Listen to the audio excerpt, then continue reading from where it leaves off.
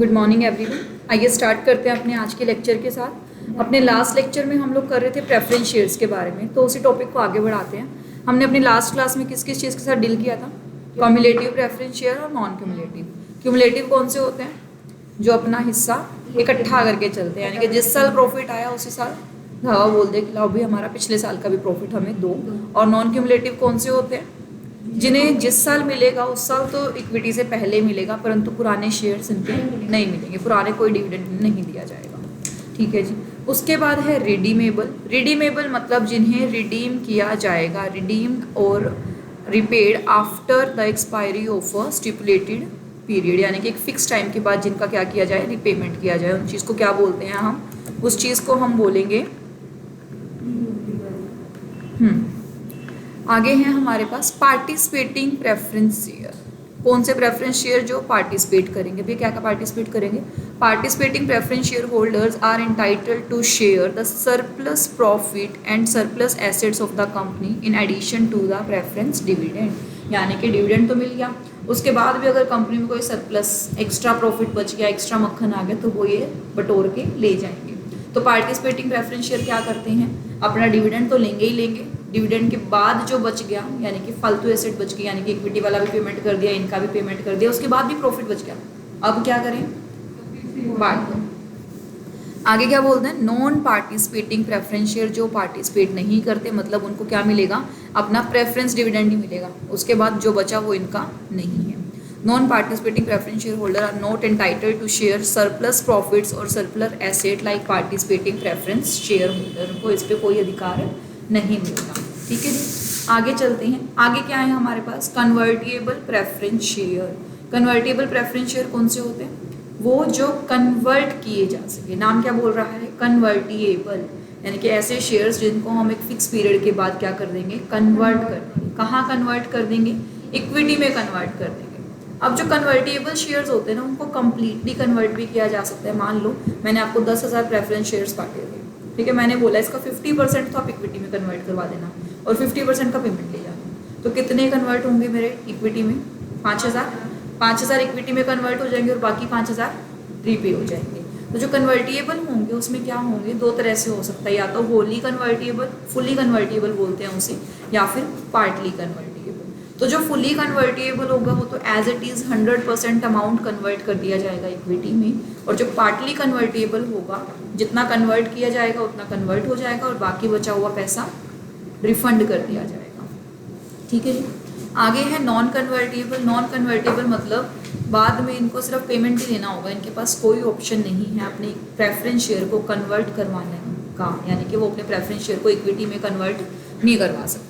जब भी होगा आपको कंप्लीट आपका पेमेंट ही वापस मिलेगा at the end of stipulated period. ठीक है, एक टाइम के बाद आपको सिर्फ क्या मिलेगा? अपना पेमेंट ही वापस मिलेगा। चलें आगे। ठीक है। उसके बाद क्या होता है? डिवेंचर्स। डिवेंचर्स क्या होते हैं हमारे? डिवेंचर्स होते हैं हमारे जो हम लोगों को डेट दिखाते हैं, यानी कि कंपनी में raise long term finance through the public borrowings. जब हमने ये चैप्टर स्टार्ट किया था, शेयर्स वाला पार्ट स्टार्ट किया था, उसमें पढ़ा था कि कंपनी का फर्स्ट सोर्स क्या होता है? कैपिटल होता है, यानी कि इक्विटी से लेकर आते हैं फर्स्ट सोर्स अपना। उसके बाद धीरे धीरे बिजनेस बढ़ता है तो कैपिटल हमारे लिए छोटी पड़ जाती है, फिर हम पैसा बोरो करने लगते हैं मार्केट से, तो कैपिटल तो हम बढ़ चुके हैं। उसके बाद बोरोड, अगर कंपनी बोरो करती है तो कंपनी आपका डिबेंचर की फॉर्म में भी बोरो कर सकती है। एक तो बोरो करना मतलब प्राइवेट बैंक से बोरो कर लिया, लोन ले लिया। एक बोरो करना पब्लिक से बोरो करना। अगर आप पब्लिक से पैसा बोरो करना चाहते हो तो बोरोइंग के बदले उनको कुछ सिक्योरिटी देनी पड़ती है, आपको उनको कुछ बदले में देना पड़ेगा, तो हम देते हैं उनको एक बॉन्ड, यानी कि उसका नाम रख दिया हमने डिबेंचर। तो हम क्या करते हैं? उनको डिबेंचर इशू करते हैं। A company we raise loan term finance through the public borrowing, this loan are raised by the issue of debenture. उसके लिए क्या करती है? डिबेंचर्स इशू करती है। तो डिबेंचर कुछ नहीं है, जैसे एक शेयर होता था ना, शेयर का एक डॉक्यूमेंट बनता था, ऐसे ही एक डिबेंचर का डॉक्यूमेंट बनेगा। वहाँ पर लिखे होते थे ओनर्स, यहाँ लिखा होगा बोरोवर या फिर डेटर। ठीक है। A debenture is a document under the company seal which provides for the payment of original sum, यानी कि प्रिंसिपल सम की पेमेंट करेगा along with interest thereon at regular intervals. उस पर लिखा होता है कि आपके डिबेंचर्स पर कितना इंटरेस्ट मिलेगा। जैसे जब इशू होते हैं ना डिवेंचर्स, ऐसे आते हैं 9% डिवेंचर, 10% डिवेंचर, 12% डिवेंचर। तो जो आगे परसेंटेज होता है ना वो इंटरेस्ट का परसेंटेज होता है कि पर्टिकुलर डिवेंचर पे आपको कितना इंटरेस्ट दिया जाएगा।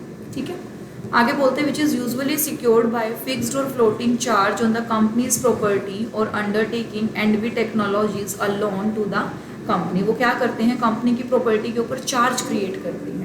चार्ज क्रिएट करना मतलब कंपनी की प्रॉपर्टी के ऊपर मतलब उसको रिस्क पे देना।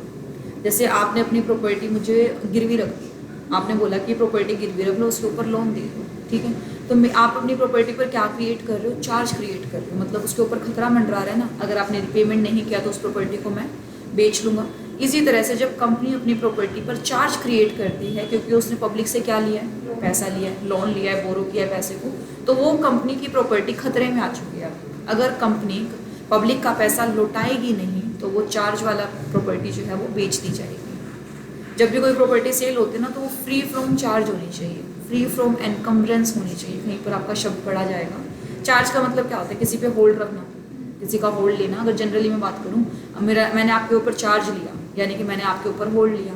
अब चार्ज किसको दे दिया, पब्लिक को, क्योंकि उन्होंने कंपनी को क्या दिया है, पैसा दिया। तो फिर मैम ये डिबेंचर क्या हुआ, मतलब डिबेंचर उसका एक यूँ लगा लो कि लिखित टर्म है, डॉक्यूमेंट है, और एक सिक्योरिटी डॉक्यूमेंट है, एक सिक्योरिटी डॉक्यूमेंट। इसके ऊपर उस कंपनी का लिखा हुआ है। बिल्कुल, उसके ऊपर क्या होता है, कंपनी का नाम होता है, किस कंपनी ने इशू किया है, कौन सा डिबेंचर इशू किया है, 5% वाला, 7%, 9%, 12%। उसके बाद लिखा होता है किसको इशू किया है, लेने वाले का नाम, कितना इशू किया है, कितने डिबेंचर उसने सब्सक्राइब किए हैं, कितनी वैल्यू की है, इसकी भी फेस वैल्यू होती है 100 रुपीज़। अब इसके अंदर क्या होगा, रिडम्पशन अमाउंट का भी लिखा जा सकता है, या फिर कॉन्ट्रैक्ट बनता है, कॉन्ट्रैक्ट के नाम पे डाल देते हैं कि इस पर कितना रिडीम होगा और कितने टाइम के बाद होगा, 3 साल बाद रिडीम होगा, 4 साल बाद रिडीम होगा, कैसे होगा, फिर लास्ट में रीपेमेंट कब करूँगा मैं आपकी। और अगर मैम रीपेमेंट नहीं की तो वो रीपेमेंट नहीं की तो कंपनी डिफॉल्ट में है, रीपेमेंट करनी तो ज़रूरी है ना। डिबेंचर्स वाले कहाँ जाएंगे, तो इनकी तो रीपेमेंट करेंगे, ये डिबेंचर सरेंडर कर देंगे।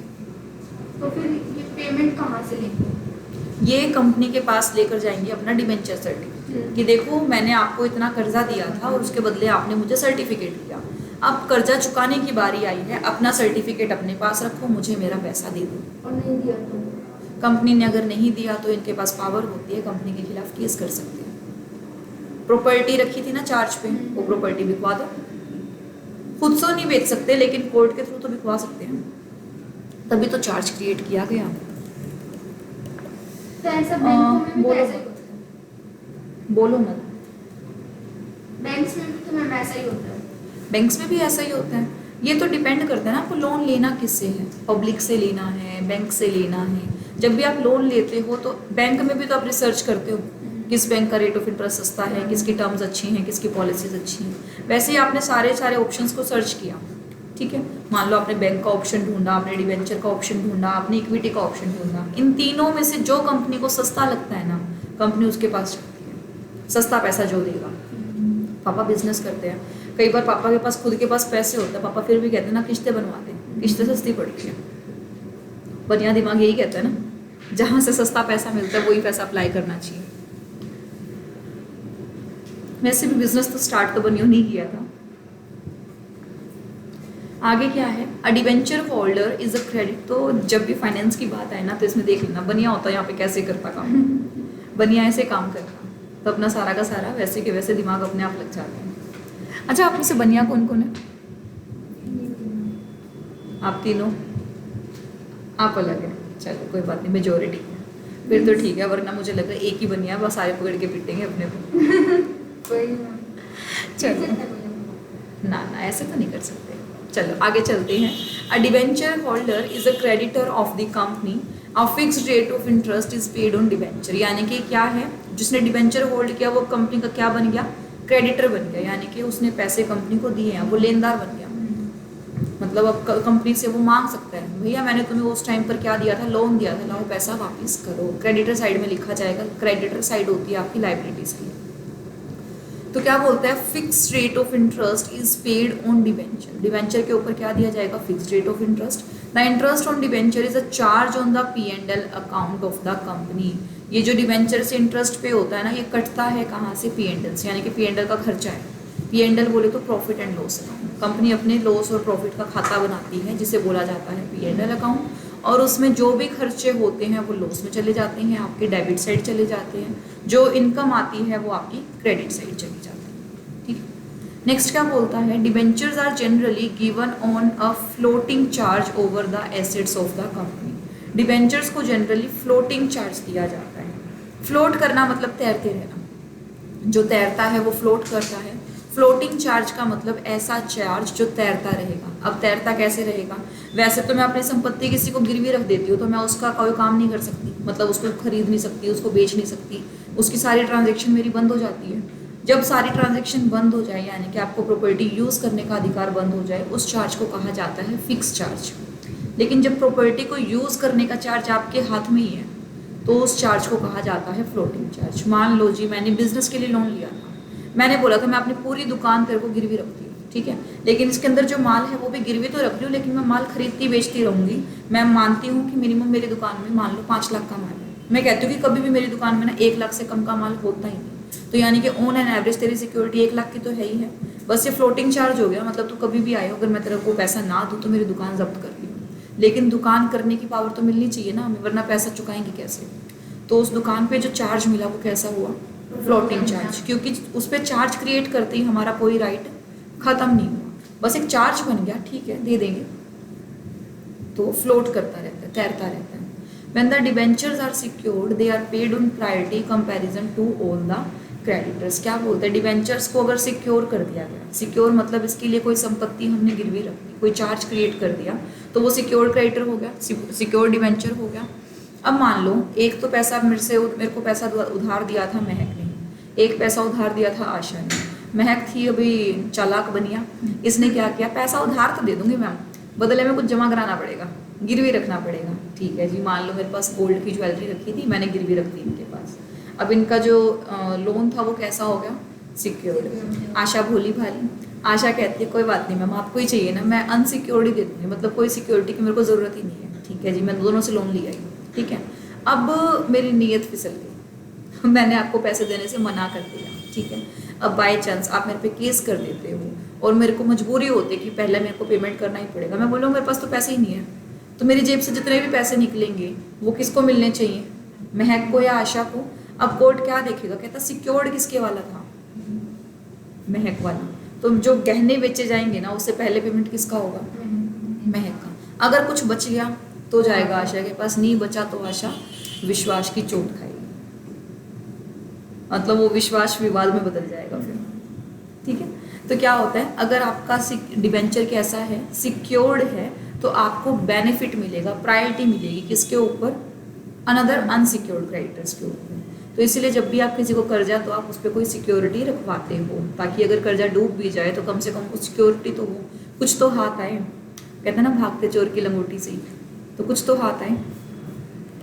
तो जैसे हम लोगों ने प्रेफरेंस के टाइप्स पढ़े थे, हमारे पास टाइप्स ऑफ डिबेंचर भी हैं। क्या क्या टाइप्स हैं हमारे पास, पहला टाइप है सिक्योर्ड डिबेंचर। सिक्योर्ड कौन सा हुआ, जिसने कोई भी सिक्योरिटी अपने पास रखवाई है, यानी कि these are debenture that are secured against asset of the company, या तो एक एसेट या फिर बहुत सारी एसेट्स आपने गारंटी में रखी है। This means a charge is created on such an asset in case of default in repayment of such debenture. और ये चार्ज कब यूज होगा, जब सामने वाला बंदा पेमेंट करने से मना कर देगा। So in case company doesn't have enough funds to repay such debenture, तो उस केस में क्या होगा, अगर कंपनी के पास पैसा नहीं है पे करने का, तो जो वो एसेट है ना जो मैंने गिरवी रखी थी, जैसे कि मैंने यहाँ पर गहने गिरवी रखी थी, तो वो एसेट बेची जाएगी, उससे कैश निकाला जाएगा, बेच के जो कैश आएगा फिर उससे लोन की पेमेंट की जाएगी। The charge may be fixed against a specific asset और the floating against all the assets of the firm, यानी कि वो फिक्स्ड भी हो सकता है, पर्टिकुलर एक एसेट आपको दे दी कि भाई इसके बदले का ही लोन है, या फिर मैंने पूरी दुकान पे ले लिया, उस दुकान के सामान को तो मैं बेचूंगी और खरीदूंगी, मतलब उसमें ट्रांजेक्शन मैं करती रहूंगी, तो वो चार्ज कैसा हुआ, फ्लोटिंग। तो फिक्स सिक्योर्ड कैसे हो सकता है, फिक्स चार्ज से भी सिक्योर्ड हो सकता है और फ्लोटिंग चार्ज से भी सिक्योर्ड हो सकता है, दोनों ही चार्ज क्रिएट किए जा सकते हैं। ठीक है, आगे है सिक्योर्ड के बाद क्या हमारे पास, unsecured credit debentures. Unsecured debenture जिसने कोई संपत्ति नहीं रखवाई, तो these are not secured by any charge, ना तो फिक्स्ड है ना फ्लोटिंग है, कोई भी चार्ज नहीं है, against the asset of the company, neither fixed neither floating. Normally such kinds of debenture are not issued by companies in India. जनरली ये वाले डिवेंचर्स जो है इंडिया में इशू नहीं किए जाते, हम लोग इशू नहीं करते, सामने वाला कोई पैसे ही नहीं देता इस पर, और फिर एक ट्रांजेक्शन पूरी निभाओ, एक इशू लाने में बड़ा खर्चा होता है, इतने डॉक्यूमेंट्स बनाओ, लोगों तक बंटवाओ, एक एक पेज की कीमत होती है, तो खर्चीली प्रोसेस है। और इतना खर्चा करने के बाद लोन ना मिले, फ़ायदा नहीं ना खर्चा करने का।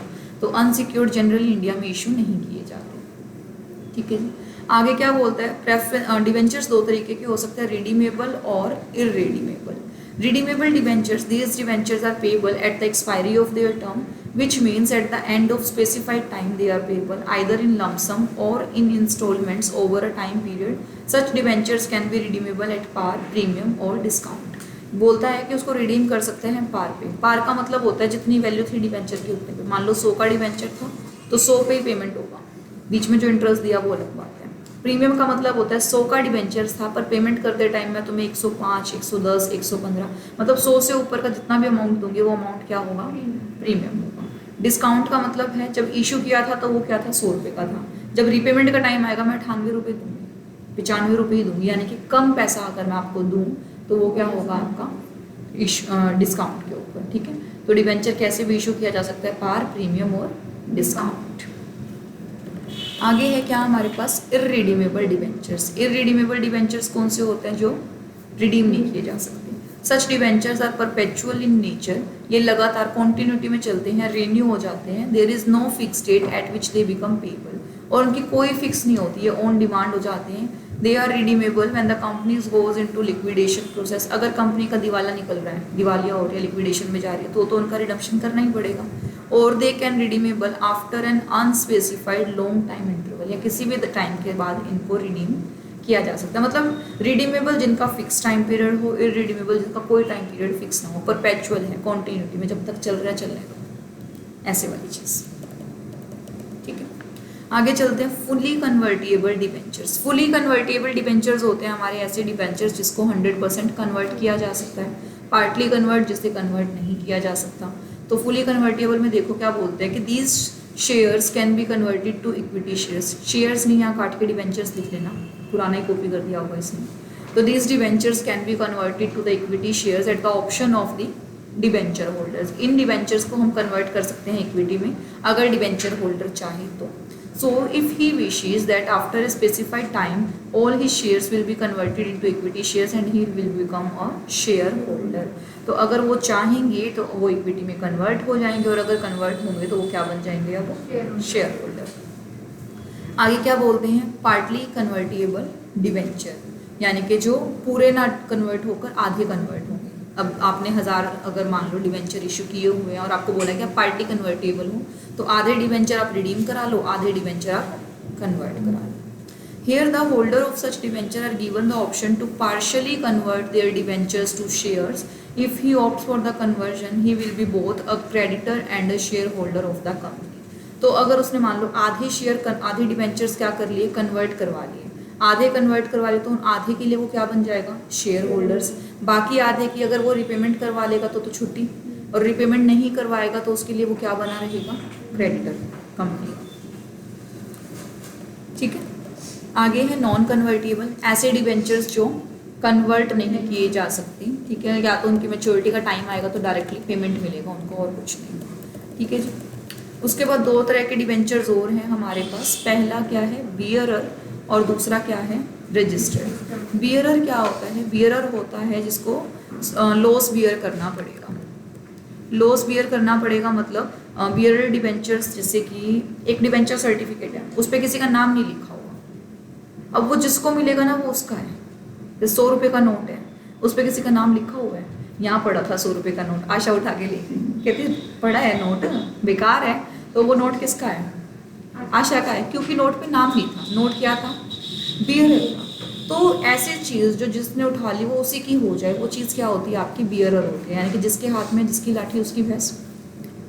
तो ये ऐसे डॉक्यूमेंट है, ऐसे डिवेंचर्स जिनके ऊपर किसी भी होल्डर का नाम ना लिखा हो। मान लो मैंने सर्टिफिकेट इशू तो कर दिया, डिवेंचर होल्डर के नाम पे ब्लैंक है, तो जिसके हाथ में डिवेंचर सर्टिफिकेट है वही उसका मालिक है, जब नाम ना लिखा हो।